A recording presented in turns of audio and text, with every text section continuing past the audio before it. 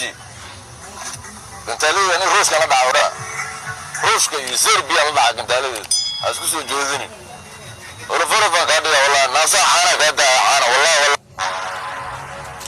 مثلا يقهر حديت له في صوبر اما اسكتر هو حاطاي ورياح يسمر افقد واحد ده ايوان نقدش ما انا شد حق بقش حتى ما قش مش وقش غلط بعد شبهت انا فش مقش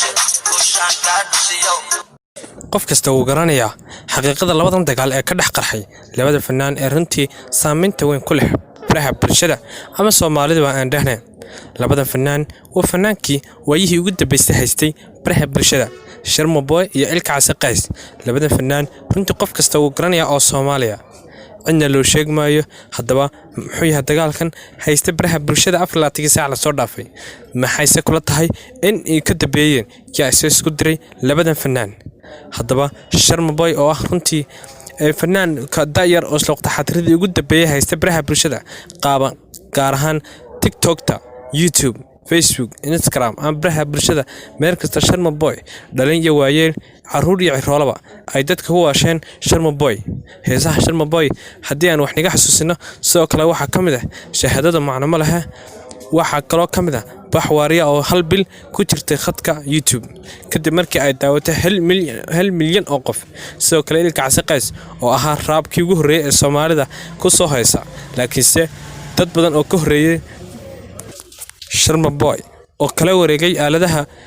Soomaalida ku kalantay ee YouTube kadib markii uu halkaas Ilka Case Qays uu raabka wanka kaga haystay barihii ugu dambeeyay Soomaalida uu Sharma Boy kadib markii soo baxay guud ahaanba uu la wareegay saatadina ay isku qabsadeen oo xataa aan isku haystaan